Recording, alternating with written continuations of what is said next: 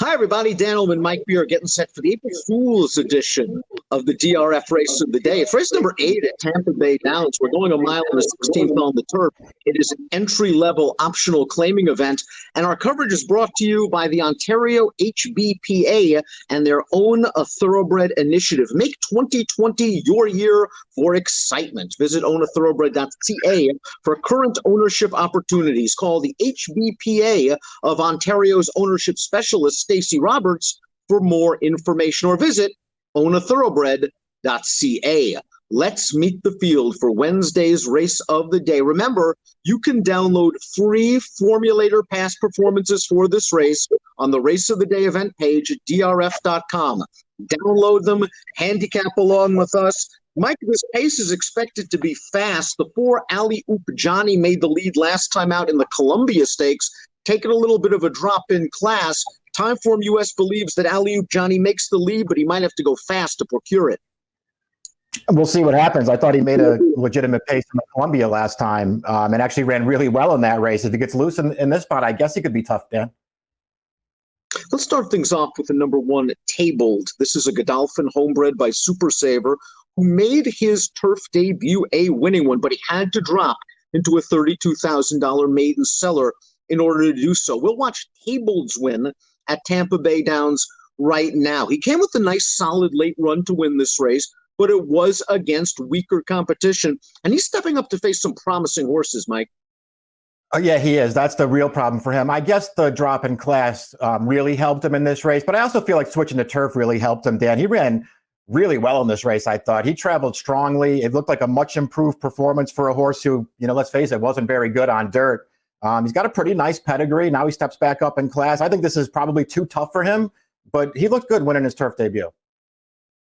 The number 2, Bitcoin Passion, looks like a very strong contender in this race. He beat 3 next out winners in his career debut back in January for Christophe Clement. One of them was the runner-up, who won a maiden special at the fairgrounds with a 79 buyer. We're going to turn into the stretch of Bitcoin Passion's debut. He's going to angle to the outside, split horses in the 4 path, and Bitcoin Passion really blows by this field very easily. He's very green. You could see him trying to lug in on the outside, but he goes by this field very well. I like that he didn't break very well. He was down inside most of the way and in behind horses. All in all, I think this horse showed a lot of promise. He's just a little green. Yeah, agreed, Dan. I mean, he basically won that race on talent alone because, as you say, he never really looked like he knew what he was doing, but he still ran that field over in the stretch and was going away at the end. I thought that was a really nice performance for a horse who has a lot of pedigree, for a trainer who's going really well right now. I think this horse is going to improve in this race. Speaking of trainer Christophe Clement, we do have a formulator fact for Bitcoin Passion. Over the past 4 years, with 3-year-old last out maiden winners making their second lifetime start on turf, 25% winners, a $2.95 return on investment. Let's talk about the number 3, Speaker It, another recent maiden graduate. Speaker It, though, did it for a scant $16,000 maiden claiming tag. Let's watch Speaker It's win right now. And there was really nothing wrong with it. It was a solid enough performance, but the buyer came back very light. He's taking a giant jump up in class, and he's going to have to improve at a big price. Yeah, definitely. He's going to have to improve. I mean, he's certainly done better on turf since they switched him over for his last 3 starts. But, none of the 3 races, including this win, and you can see how easily he won this race, none of the 3 races that he's run on turf so far make him a real contender against this field. The 4 is Alley Oop Johnny, who finished 4th in the Columbia Stakes last time out at a big price after a pace-setting gambit. He got to a comfortable lead in the early portion, faced some pressure on the backstretch, and held well enough to be 4th, although there were some horses behind him that I thought had more trouble and ran just as well as he did. If he makes the lead in here and is able to relax, I think he has a chance to take this gate to wire. But this is a stakes caliber, perhaps, non-winners of one other than. It's a pretty good field he's facing here. Listen, I'm not going to knock him. If he gets to the lead in this race, I think he's going to be tough. His win against Maidens 2 back, I thought it was kind of more game than anything else. I didn't love that performance from him. Last time, though, I'm going to give him a little credit, Dan. I thought the pace was legitimate. The 1-2 finishers came from out of it to complete the exact in that race. It was a race that went to closers. This horse ran pretty well last time. I thought it was an underrated performance.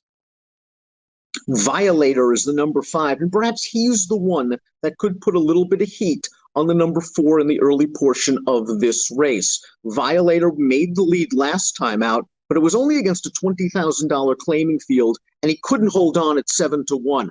He can be a factor in this race from a pace perspective. A win seems a bit out of reach. Yeah, that's how I looked at him. So he's going to be a big price in here, so I won't knock him. I don't love the fact that he's just been dropping in class for his most recent starts. The 6 is Our Country. Now, Our Country is returning from a layoff. This will be his first start of the year. I think he ran a lot better than it looks in the Breeders' Cup Juvenile Turf, a race that's already produced 2 next out winners. We saw Decorated Invader, the 4th place finisher, come back and win the Cutler Bay at Gulfstream last week with an 88 buyer. Our Country broke from the rail, was buried down inside most of the way. I thought he steadied pretty significantly at about the quarter pole, and he finished with a little bit of interest while never getting clear. Yeah, I mean, he ran fine in that race. Considering the trip that he got, I mean, I think it's fair to say that he didn't really have maybe his best chance to win. On the other hand, he basically followed Structor, the winner of that race, all the way around the track. They both rode the rail from off the pace. He couldn't kick with Structor, but he still ran pretty well. He was gaining ground at the end. Listen, he's the horse to beat in here, Dan. I don't think there's any other way to look at this race than to just say he is the horse to beat, and maybe he's just better than these horses.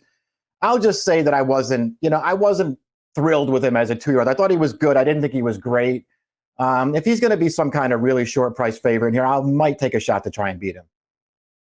And he is 2-1 on the morning line. Me and Mr. C is the number 7. And like Our Country, I don't think the running line or the short comment tells the story of his most recent race, where he finished behind the number 4, Alley-Oop Johnny, in the Columbia Stakes. He was in and among horses most of the way.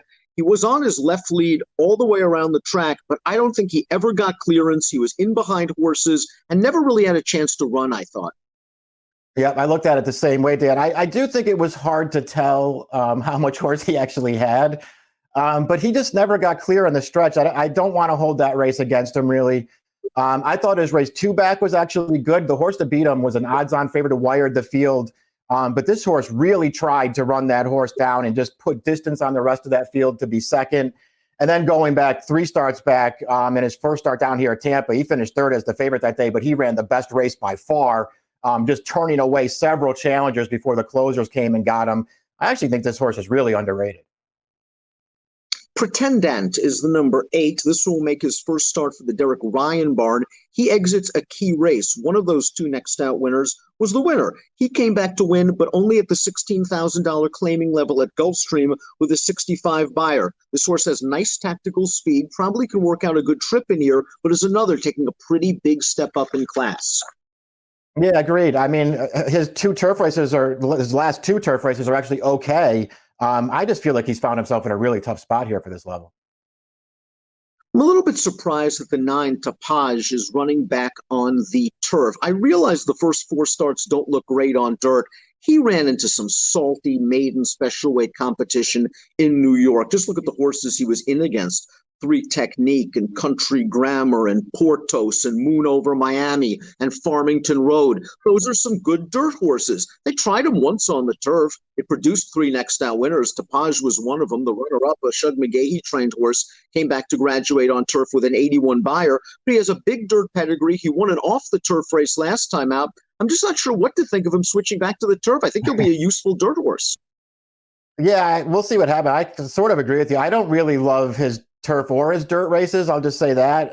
But I think it's weird. I guess the only thing I could come up with anyway is why they're going back to turf with him is because as good as Hysterical Lady was as a dirt horse, her better foals so far have been better on the grass. And that includes Lady Montour, who's a grade 2 winner on the grass. So I feel like maybe they just think this is where he's ultimately going to prove to be best.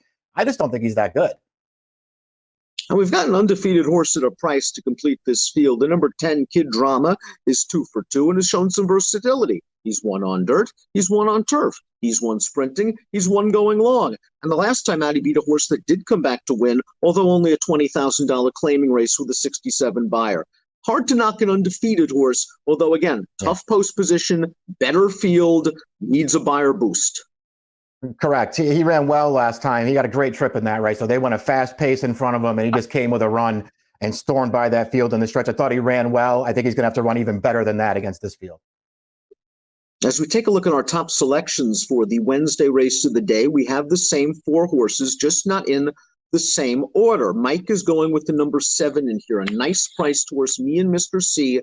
Again, we urge you to go into Formulator, watch the replay of the last race. You'll see what Mike and I are talking about. This horse did not get clear in the lane. You're going to get a price, Mike, and you're catching the favorite off a layoff.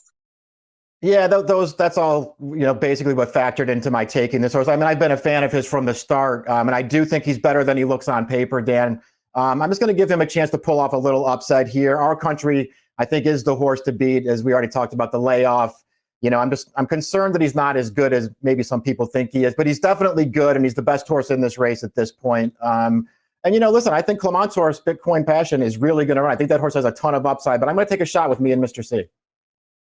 Perhaps a race to spread a little bit. I landed on Our Country at a short price. I'm not happy with the short price, but I think he ran better than it looks in the Breeders' Cup Juvenile Turf. I'm curious to see how he does off the layoff, if he gets a clear run off of a fast pace, which is what Timeform US is projecting. I'm going 6-4-7-2. Mike's going 7-6-2-4. It's the Wednesday race of the day, race 8 at Tampa Bay Downs, and as an approximate post time of 4 o'clock Eastern, good luck.